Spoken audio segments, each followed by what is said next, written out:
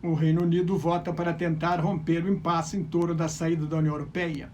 3 anos e 5 meses depois do plebiscito que aprovou um divórcio com a Europa, os eleitores britânicos vão às urnas pela 4ª vez em 5 anos hoje, em busca de uma solução para a crise política do país. A saída da União Europeia está marcada agora para 31 de outubro, depois de ter sido adiada 3 vezes, porque a Câmara dos Comuns do Parlamento Britânico não aprovou o acordo negociado pela então primeira-ministra Theresa May com os 27 sócios europeus, nem propôs qualquer alternativa viável. Apesar do frio e da chuva, a expectativa é de uma participação elevada, mesmo que o voto não seja obrigatório.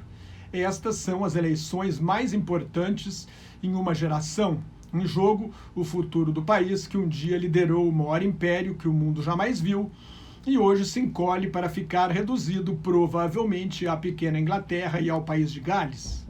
Se o Reino Unido sair mesmo da União Europeia, é provável que a Escócia convoque um novo plebiscito sobre a independência, saia do reino e fique na Europa. As pesquisas de opinião indicavam até há pouco uma vantagem de 10 pontos percentuais do Partido Conservador sobre o Partido Trabalhista. Isto garantiria a maioria absoluta ao primeiro-ministro Boris Johnson, o garoto propaganda da campanha pela saída britânica. A campanha conservadora desta vez praticamente se limita ao slogan de realizar a Brexit. A partir daí, a promessa é restaurar a glória do Reino Unido, o que soa como ressaca pós-imperial, já que não existe a menor chance de voltar ao passado de glórias. Johnson substituiu Theresa May na chefia do partido do governo em julho, depois do fracasso da primeira-ministra em obter o apoio da maioria dos deputados para o acordo com os sócios europeus. Na época, Johnson afirmou que preferia estar morto numa vala do que pedir um novo adiamento do prazo, que era 31 de outubro. Depois de sucessivas derrotas no parlamento, foi obrigado a pedir o adiamento e convocou eleições antecipadas para hoje. O Partido Conservador de Johnson expulsou deputados moderados a favor da Europa. Virou um partido ultranacionalista de direita, rondando a extrema-direita representada no Reino Unido por Nigel Farage, líder do partido da Brexit, o antigo Partido da Independência do Reino Unido.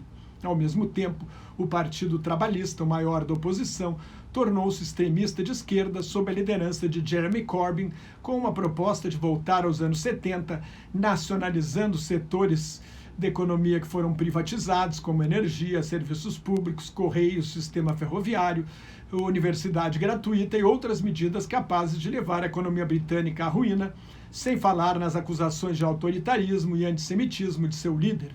Se for eleito, Corbyn promete renegociar o acordo com a União Europeia e submeter o resultado final a um referendo que os eleitores teriam a opção de aprovar o acordo ou rejeitar totalmente a saída da União Europeia. Para os conservadores de Johnson, isto seria uma traição ao eleitorado e ao resultado do plebiscito de junho de 2016, em que 52% votaram para sair e 48% para ficar na Europa Unida. Como o eleitorado ignorava as reais consequências da saída, a solução mais democrática seria convocar uma nova consulta popular para aprovar ou rejeitar o acordo final do divórcio. Se Johnson só fala na Brexit, Corbyn fez campanha em cima de suas promessas na área social para os mais pobres.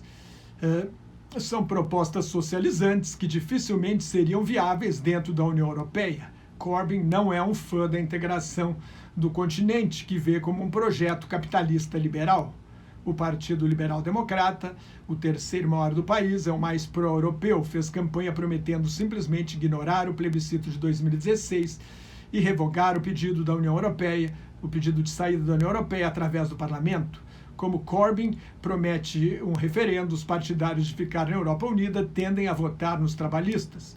Isto pode até mesmo mudar o mapa eleitoral do país. Os conservadores tentam romper a chamada Muralha Vermelha e penetrar em distritos eleitorais do norte e do nordeste da Inglaterra, onde os trabalhistas costumam vencer, mas regiões que votaram para sair da União Europeia. O discurso de Johnson é: se querem Brexit, precisam votar nos conservadores. Da mesma forma, os trabalhistas tentam seduzir o eleitorado do sul e do sudeste da Inglaterra, regiões mais ricas que tradicionalmente votam nos conservadores. Se querem ficar na Europa, desta vez terão de votar na oposição, alegam os trabalhistas. Depois de gafes do primeiro-ministro no fim da campanha, como não responder a um repórter que lhe mostrou a foto de um menino de 4 anos com suspeita de pneumonia dormindo no chão de um hospital público, a vantagem conservadora diminuiu. Os conservadores poderiam não ter maioria absoluta, dando uma chance a Corbyn de formar governo com os liberais-democratas e o Partido Nacional Escocês numa frente anti-Brexit. Seria o fim do governo Boris Johnson e do delírio conservador de tornar o Reino Unido grande de novo, sem o império onde o sol nunca se punha. Se Johnson vencer e voltar triunfante, o país deixa a União Europeia, mas isso será apenas um começo. A seguir, o novo governo terá de negociar um acordo com a Europa, que tem cerca de metade do seu comércio exterior, com quem o Reino Unido tem metade do seu comércio exterior. As urnas fecham às 7 da noite pela hora de Brasília e logo saem as pesquisas de boca de urna. Mais notas e comentários sobre política internacional, inclusive o resultado da eleição, no meu blog Globalização em Crise, que está em nelsonfrancojobim.blogspot.com, no meu Twitter e no Facebook. Muito obrigado.